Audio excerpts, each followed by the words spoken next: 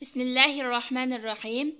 İmam Buxari rahmehullah'ның Al-Adabul Mufrad namlı hadis kitabıdan dersimizning davomi 37. bab. Babu silati zirrahimil mushriki vel hadiyye. Mushrik qirindishiga, mushrik tuqquniga sil rahimni ulash va uningga hadiya berishning babi. 71. hadis. Nafi' an İbn Ömer, Abdullah ibn Ömer'den rivayet qılındı ki, Ömer ibn Xattab raziyallahu anhu bir yolluq tonni köydüde ve mundaq dedi. Yani Rasulullah sallallahu aleyhi ve sellem'nin qaşıdı bakken toq, başqalar setivatqan yolluq ipek tonni körüp, Peygamber sallallahu aleyhi ve sellem'ge, ey Allah'ның peygamberi, bu tonni setivagan bolsla ipinçini yani.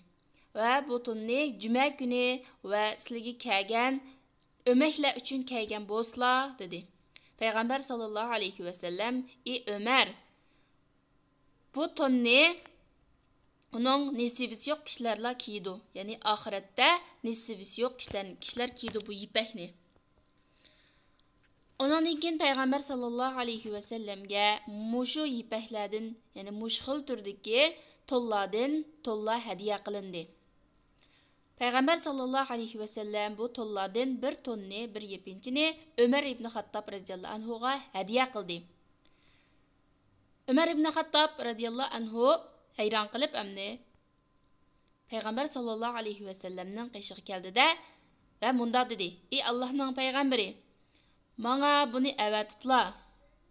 Ben sizlerin ilgiri bu ton hakkında diyen geplerini anlagan idim.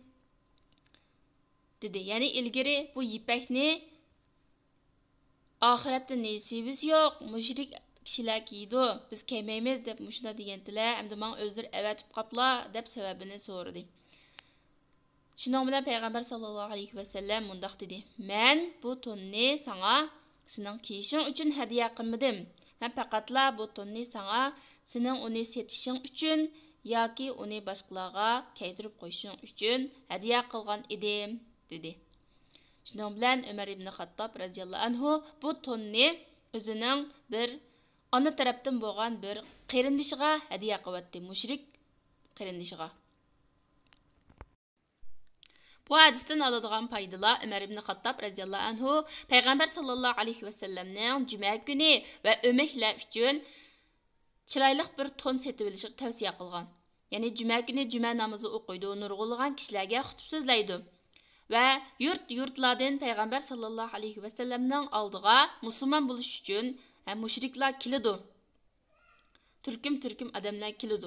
Şuna Peygamber sallallahu aleyhi ve sellem'nin teximi çiraylık salapetlik halette görünüş üçün tavsiye qilgan. Şuna insan özünün cemiyetlik orni qılıvatqan işi ve şu ahval qarab, salapetlik, redlik, pakiz yürüp, bulup mu ahl ilimler başqalarga yaxşı ta'sir berish kerak.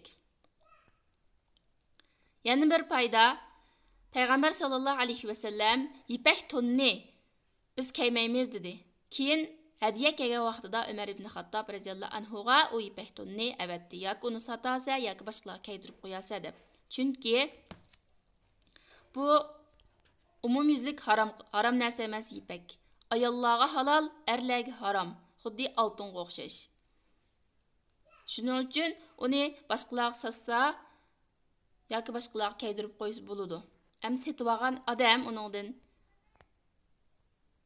ayol kishi kaydırmay, er kishi bo'lsa, er kishi uz kiyib olgan bo'lsa, u chaqda uz gunohkor bo'ldi. Chunki buning haromligi umumiy emas, balki nisbiy jihatdan harom.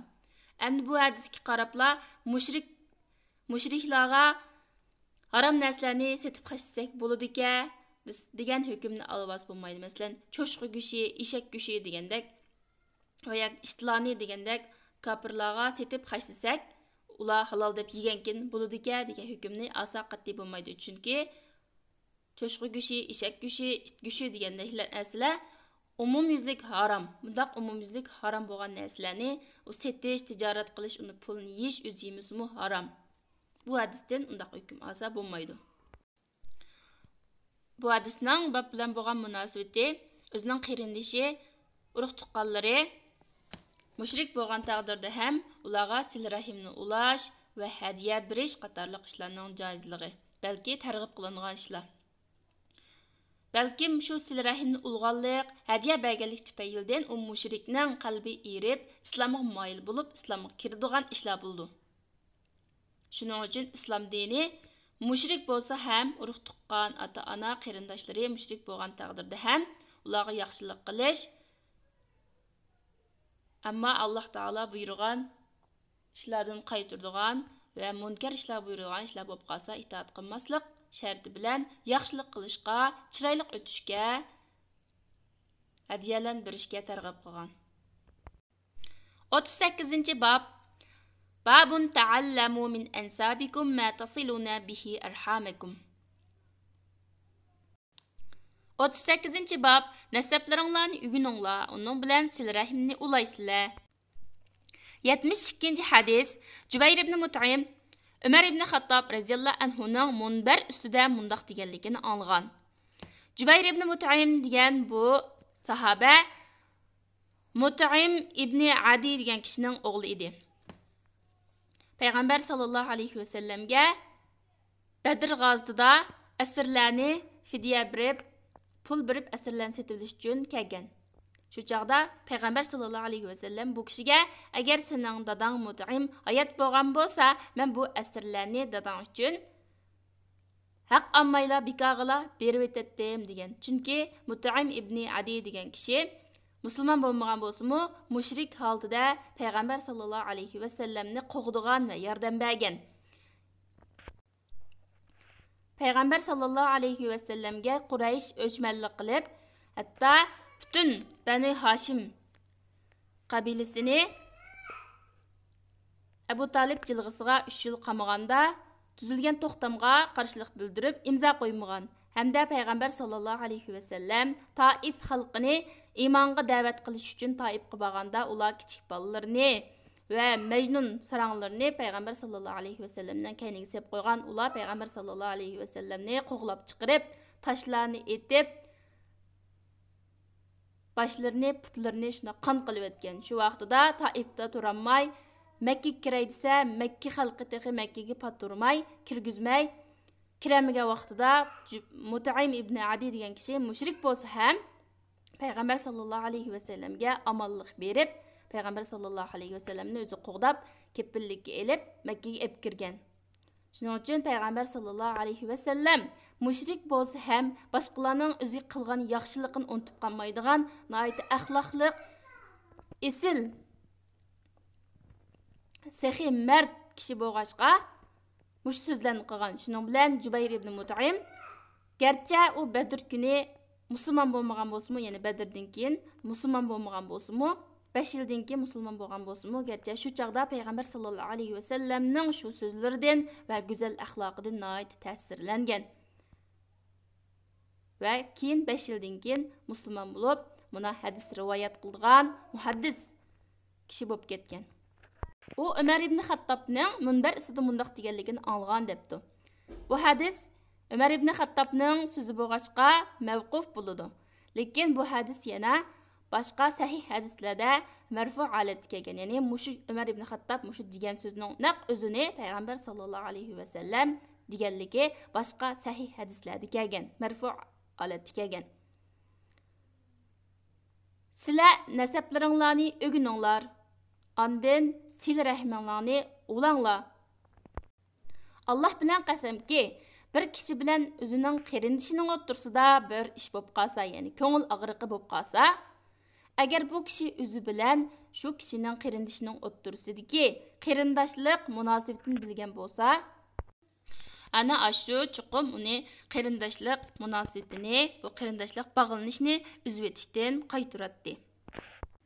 Bu nima degan gap deganda, masalan bir kishi o'zining urug' tuqqanlarini, nasabini bilsa, yiroq yaqin tuqqanlarini bilsa, o chaqda ikkining o'tirsida, ya'ni bir kishi bilan o'tirsida bira ixtilof, bira ko'ngil og'riq bo'lib qolgan vaqtida darhol o'zining urug' tuqqandochilik, nasabdoshlik munosabatini aslaydi-da, nomus qilib, masalan, "Voy bu mening tuqqanim turib, tuqqanim bilan urushamdimi?" deb darhol yonidu o'tirdiki ixtilof tugaydi degan gap. Yoki bo'lmasa, bu nima degan gap deganda, o'zingizning urug' tuqqanlari bilan sil rahimni uzib, munda talash-tartish qilib urushib ketish nomus Ya'ni o'zingizning urug' tuqqanlari bilan urushmang degan gap. Ya'ni masalan, chet elda ikki Uyg'ur kishi urushib ketdi ko'chada. Bir yugurib kelib, boshqalar yugurib kelib, sizlar Uyg'ur turib urushib, chet elda Uyg'urlarning yuzini to'kamsizlar. To'xtanglar bo'ldi degandan keyin, voy ikkimiz Uyg'ur turib bir-birimizla urushib yuribdimiz, sat emasmi bu deb to'xtaydi degan gap. Bu millatchilik kirmaydi, hargiz millatchilik degan gap o'zingizning millatini bilib boshqalarni chiqarib yetadigan. Bunda ishni millatchilik deymiz. Bu degani ikki odam ikkilang Uyg'ur bo'lgandan keyin degan gap ishkanning o'tirsa ma'lum bir sil rahimni ulashga tegishlik mushta bir ish bor. Ishkanlar ya bir yurtning odami mana. Bir yerlik undaq bo'lgandan keyin urushmanglar, bizning yuzimizni to'kmanglar degan gap. 39-bab Hal yaqulul mawla inni min fulanin. 39-bab Bir qul men falan qavmdan deb o'zini boshqalarga nisbat berib mushundaq desa bo'lamdi. Abdurrahman ibn Abi Habib degan kishi hadis so'zlab bunda dedi. Menga Abdullah ibn Ömer radhiyallahu anhu sen kimden, qaysi qavmdan deb so'raganda, men Tamimden deb javob berdim. Shuning bilan sen shularning o'zidinmi yoki ularning qullaridan qatordanmi degan edi. Men ularning qullaridan dedim. Shuning bilan Abdullah ibn Ömer sen men ularning qullaridan desang bo'lmamdi undaqda dedi. Ya'ni sen ularni o'zingga nasab jihatdan nisbat berwama, sen ularning nasabidan emas. Nasabni muhofazat qilish, nasabni saqlash kerak, boshqalarni o'ziga nasab jihatdan nisbat berib olishni islom dini cheklaydi. Shuning uchun sen ularga men ulardan davomay nasabang nisbat berwamay, shularning qullaridan desang bo'lmamdi debdi. 40-bab qavmning quli ulardan bo'ladi. Ya'ni bu oldingi babga ziddak qilgan bilan oldingi babda deyilgani nasab jihatdan nisbat berishni cheklash. Bu babda deyilgani sanoq jihatdan shu qavmning ichiga kirib ketadi demakchi. Son jihatdan, sanash jihatdan. Rifa' ibn Rafi'dan rivoyat qilindiki, payg'ambar sallallohu alayhi vasallam Umar ibn Xattob radhiyallohu anhuga sen menga qavmingni jamlab bergin dedi. U ularni jamlagan edi. Payg'ambar sallallohu alayhi vasallamning ishikiga ular hozir bo'ldi. Payg'ambar sallallohu alayhi vasallamga Umar ibn Xattob kirib, men sizlarga qavmimni jo'g'lab berdim, jo'g'lab bo'ldim dedi. Bu gapni ansarlar anglab, munda deyishib ketdi. Quraysh haqida chuqur bir vahiy tushga o'xshaydi deb anglag'uchilar keldi va ular uchun nima deyilmoqchi bo'lganligini qarab baxmoqchi bo'lganlarmi keldi. Payg'ambar sallallohu alayhi vasallam chiqib, ularning orasida turdi va mundaq dedi. Sizlarning ichinglarda sizlardan boshqalar bormi? Ya'ni Umar ibn Xattobning jamoati deb Quraysh deb deyilibdi.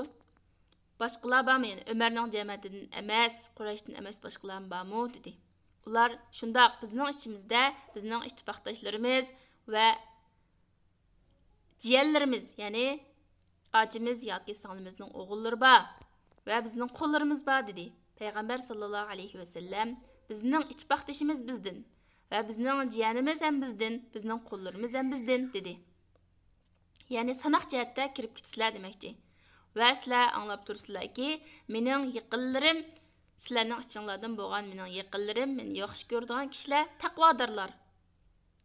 Agar sizlar shundoq bo'lsa, mening avliyo yaqinlarim bo'lsizlar, agar undaq bo'lsa, qarab turinglar, qaranglar. İnsanlar qiyomat kuni amallarini epga sizlar og'ir gunohlaringlarni epkamanglar, shuning bilan sizlardan yuz o'rildi. Yuz o'rilsizlar, Alloh sizlardan yuz o'riydi. Ondan mundaq munoda qildi, nido qildi. Ey kishilar va qo'lini egiz ko'tarib, Qurayshning beshiga qo'yib, past qilib, ya'ni ey kishilar, Quraysh amonatdor kishilar, amonat egisi kimki ularni yiqildirishni o'ylasa, istasa, Alloh taolo uni burnicha dumkumtiradi deb shu gapni 3 qatim dedi. Ya'ni bu gap orqali xilofatning Qurayshdan chiqadiganligiga va kishilarning Qurayshga yomonlik qilmasligiga ishorat qildi.